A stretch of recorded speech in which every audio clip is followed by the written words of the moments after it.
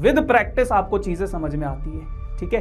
तो जब आप प्रैक्टिस करोगे तो तब आप इनको इजीली ब्रेक करना समझ पाओगे। लेकिन इसकी इंपॉर्टेंस आपके डिफरेंशिएशन और इंटीग्रेशन जैसे चैप्टर्स में भी रहती है, जहां पे इस चैप्टर के कॉन्सेप्ट यूज होते हैं। तो देखो, कभी भी अगर अंदर पॉजिटिव एंगल आ जाए तो फिर आपको टेंशन लेने की जरूरत नहीं है। आप क्या कहोगे, साइन इनवर्स 1/√2, आपको इसकी वैल्यू निकालनी है। लेकिन अगर बाहर साइन है, अंदर साइन इनवर्स x है, तो भी ये साइन से साइन कट जाएगा और आपके पास सिर्फ x बचेगा। लेकिन अब ये x साइन की रेंज से साइन की रेंज होती है -1 से 1, उसकी रेंज से बिलोंग करेगा। हमेशा जब भी अंदर वेरिएबल होगा ना, तो वो कोई फॉर्मूला बनेगा।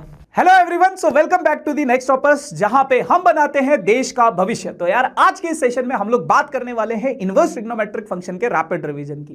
रैपिड रिवीजन एक ऐसा सीरीज है जहां पे हम 15 से 20 मिनट में इस पूरे के पूरे चैप्टर को रिवाइज करेंगे विद सम इंपॉर्टेंट क्वेश्चन। देखो, अगर आप पहले इस चैप्टर को पढ़ चुके हो तभी ये सेशन आप लोगों के लिए फ्रूटफुल रहेगा, क्योंकि ये सेशन सिर्फ रिवीजन पर्पस के लिए। अगर आपका एग्जाम है 1-2 दिन बाद और आप बड़े वन शॉट नहीं देख सकते हो, आप सिर्फ इस चैप्टर को रिवाइज करना चाहते हो, तो this session is for you. But अगर आप पहली बार इस चैप्टर को पढ़ रहे हो तो ये सेशन आपके लिए नहीं है। डिस्क्रिप्शन में इनवर्स ट्रिग्नोमेट्रिक फंक्शन के वन शॉट का लिंक है, आप वो सेशन पहले देखो और फिर उसके बाद इस चैप्टर को रिवाइज कर सकते हो। तो अगर मैं बात करूं इनवर्स ट्रिग्नोमेट्रिक फंक्शन में, इसकी वेटेज आप लोगों के बोर्ड्स एग्जाम में 3 से 4 मार्क्स की रहती है, जो डायरेक्ट क्वेश्चन इस चैप्टर से आते हैं। लेकिन इसकी इंपॉर्टेंस आपके डिफरेंशिएशन और इंटीग्रेशन जैसे चैप्टर्स में भी रहती है, जहां पे इस चैप्टर के कॉन्सेप्ट यूज होते हैं। इसमें हम आईटीएफ को समझेंगे और उनकी कुछ प्रॉपर्टीज को पढ़ेंगे और उसके ऊपर कुछ क्वेश्चंस को डिस्कस करेंगे। जैसे अगर आपके इनवर्स ट्रिग्नोमेट्रिक फंक्शंस की मैं बात करूं तो आपके पास sine inverse x, cos inverse x, tan inverse x, cot, cosec और सीकेंट इनवर्स x होता है। अब इनकी जो डोमेन होती है, ये टेबल आपको याद होनी चाहिए। डोमेन इसकी ये होती है, कॉस इनवर्स की ये, tan inverse, cot inverse, cosec inverse और सीकेंट इनवर्स। रेंज क्या होती है इनकी, ये इनकी रिस्पेक्टिव रेंज भी लिखी होती है। डोमेन का मतलब है कि मैं x की वैल्यू क्या सब्स्टिट्यूट कर रहा हूं, तो -1 से 1 के बीच में मैं x की वैल्यू कुछ भी सब्स्टिट्यूट कर सकता हूं। और रेंज क्या होता है, जो पूरा का पूरा साइन इनवर्स x का आंसर आएगा, यानी कि -π/2 से π/2 के बीच में इसका आंसर आएगा। तो ऐसे ही इन सभी ट्रिग्नोमेट्रिक फंक्शंस की आपको डोमेन और रेंज याद होनी चाहिए। अब आपके पास जो पहला टाइप का सवाल आता है, जो बच्चों को अक्सर कंफ्यूज करता है, वो ये होता है कि बाहर आपके पास कोई इनवर्स ट्रिग्नोमेट्रिक फंक्शन है, उसके अंदर एक एंगल दिया गया है। अब एंगल 2 तरीके से होते हैं, एक पॉजिटिव और एक नेगेटिव। अगर पॉजिटिव एंगल है तो बच्चों को दिक्कत नहीं होती है, लेकिन अगर नेगेटिव एंगल है तो बच्चों को दिक्कत होती है।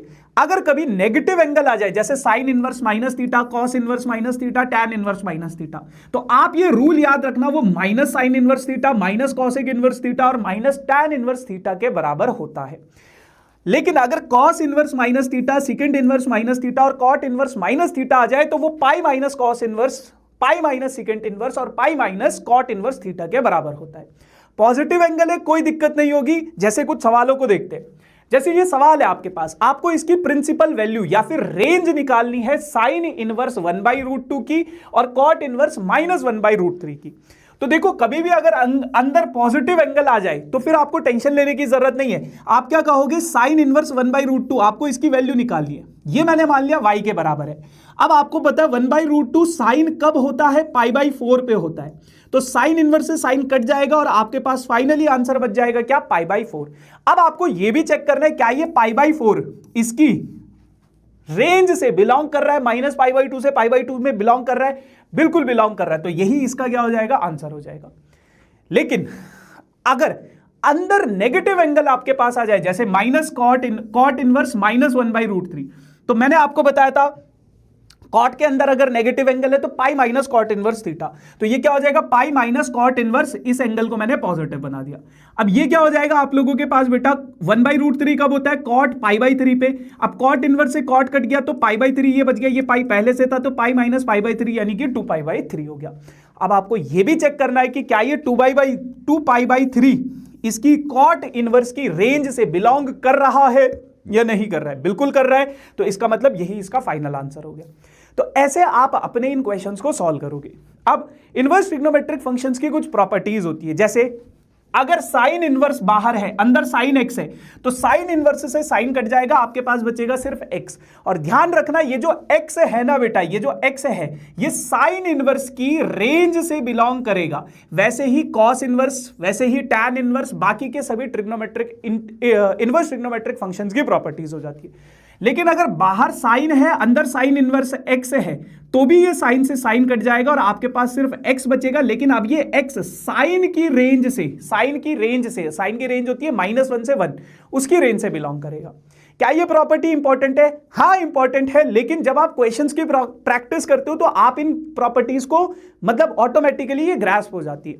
उसके बाद बेटा ये बहुत इंपॉर्टेंट प्रॉपर्टी है, sine inverse x plus cos inverse x π/2 के बराबर होता है, tan inverse x plus cot inverse x वो भी π/2 के बराबर, और cosec inverse x plus secant inverse x वो भी π/2 के बराबर होता है। ये प्रॉपर्टीज आपकी एनसीईआरटी में नहीं है बट बहुत इंपॉर्टेंट है।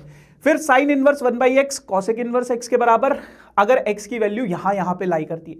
वैसे ये भी प्रॉपर्टी आप ध्यान रखना, हालांकि इसके ऊपर कोई क्वेश्चन उतना पूछता नहीं है बट फिर भी याद रखना, tan inverse x plus tan inverse y की प्रॉपर्टी होती है tan inverse x plus y upon में 1 माइनस xy। वैसे tan inverse x minus tan inverse y की प्रॉपर्टी है 2 tan इनवर्स x का ये फॉर्मूला है। तो ये कुछ प्रॉपर्टीज हैं जो आपको याद होनी चाहिए, ठीक है। सबसे इंपॉर्टेंट इसमें बेटा ये वाली प्रॉपर्टी है सबसे इंपॉर्टेंट, ये तो आपको याद ही होनी चाहिए। बाकी इसमें कुछ है नहीं, साइन से साइन कट जाएगा, ये तो हमें पता ही होता है, तो x के इक्वल आ जाएगा। अब इनके ऊपर कुछ सवाल कर लेते हैं। जैसे सबसे पहला सवाल है आप लोगों के पास कि आपके पास ये एक इक्वेशन दी गई है, आपको x की वैल्यू निकालनी है, तो कैसे करोगे? देखो, आपने 4 साइन इनवर्स x को 3 sign inverse x plus sign inverse x में ब्रेक कर दिया। 4 को ऐसे लिख सकते हो ना 3 + 1। अब sign inverse x plus cos inverse x π/2 के बराबर है। इस π/2 को अगर मैं इधर शिफ्ट करूं तो पाई माइनस π/2 हो जाएगा। तो 3 साइन इनवर्स x किसके बराबर हो जाएगा? पाई माइनस π/2 यानी कि π/2 के बराबर। अब ये 3 इधर आएगा तो डिवाइड हो जाएगा, यानी कि साइन इनवर्स x π/6 के बराबर हो गया। साइन इनवर्स को अगर इधर भेजूंगा तो x की वैल्यू क्या हो जाएगी? साइन π/6, और साइन π/6 की वैल्यू होती है 1/2। साइन 30 डिग्री क्या होता है? 1/2, तो x की वैल्यू इसमें आ जाएगी 1/2।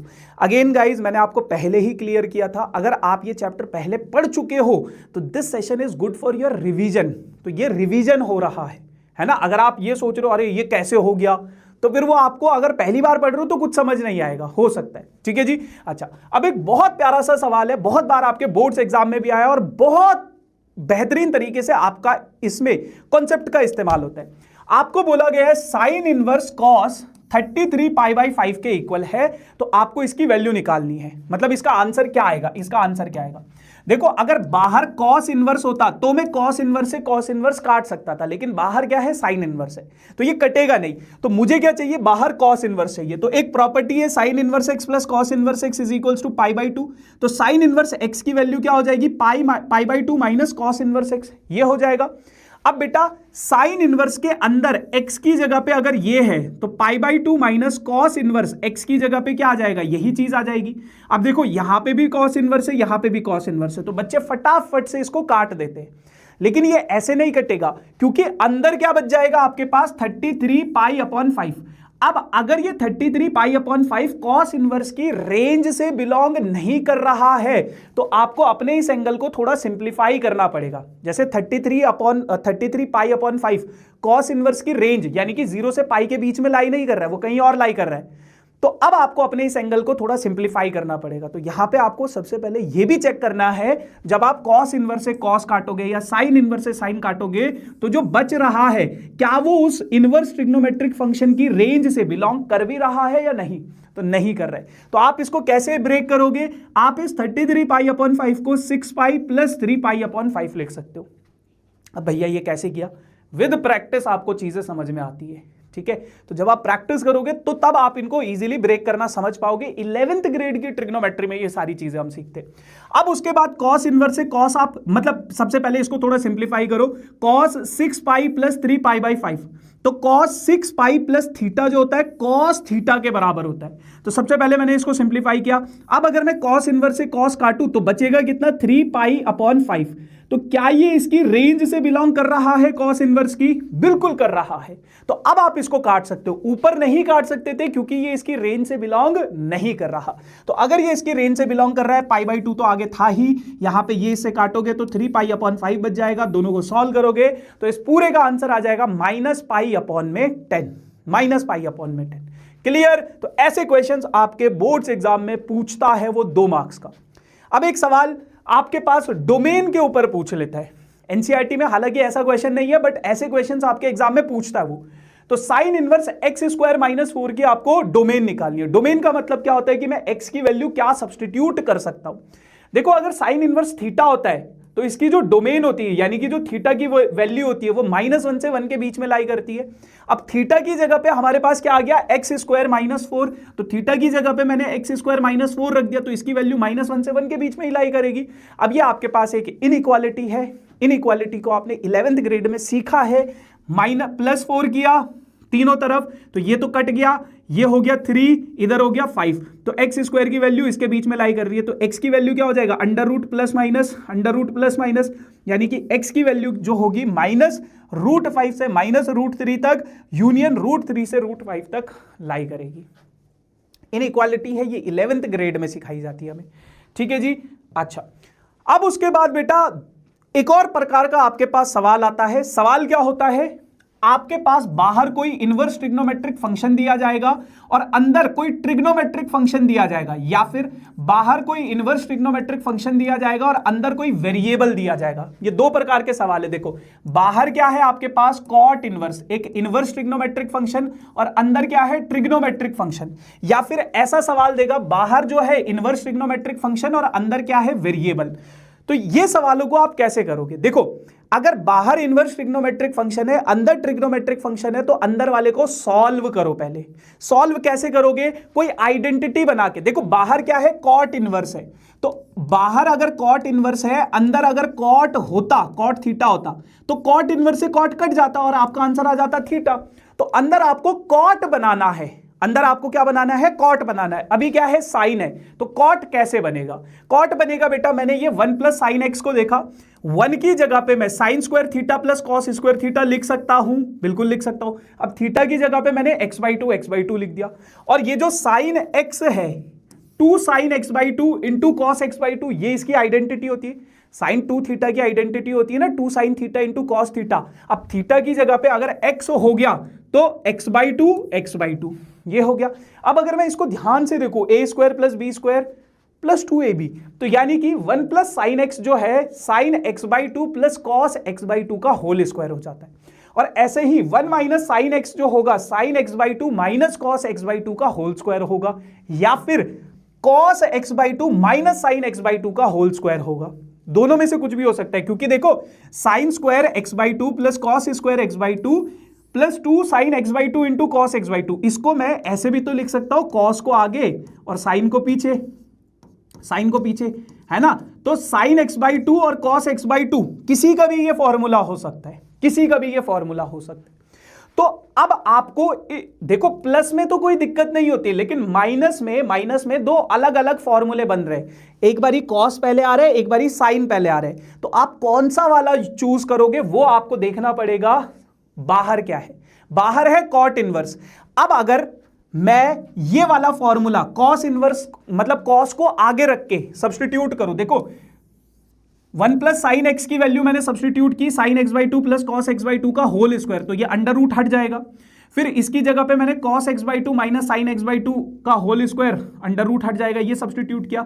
साइन से sin x/2 कट गया, यहां नीचे cos से cos, ब्रैकेट जरूर लगाना, अगर कभी नेगेटिव साइन आता है ना तो ब्रैकेट जरूर लगाओ, ब्रैकेट जरूर लगाओ, ठीक है। यहां पे cos से cos कट जाएगा, माइनस प्लस हो जाएगा, तो अब 2 से 2 कट गया, cos x/2 upon sin x/2, cot x/2 बच गया, cot से cot कट गया, तो फाइनल आंसर आ जाएगा आपके पास x/2। लेकिन अगर मैं ये वाला फॉर्मूला यूज कर लेता तो बेटा ऊपर क्या कटता, ऊपर cos x/2 कटता, ऊपर बचता sin x/2 और नीचे बचता क्या, नीचे बचता क्या, cos x/2। तो आपका आंसर क्या आ जाता है, tan x/2। लेकिन मुझे अंदर tan नहीं चाहिए था, मुझे अंदर cot चाहिए था। अगर मान लो इसी सवाल में वो बाहर tan इनवर्स दे देता, तो आप ये वाला फॉर्मूला यूज कर सकते थे, ठीक है। दोनों में से कोई भी फॉर्मूला यूज कर सकते हो, लेकिन आपको देखना पड़ेगा कि मुझे क्या चाहिए और कैसे वो फॉर्म आएगी। क्लियर, ठीक है।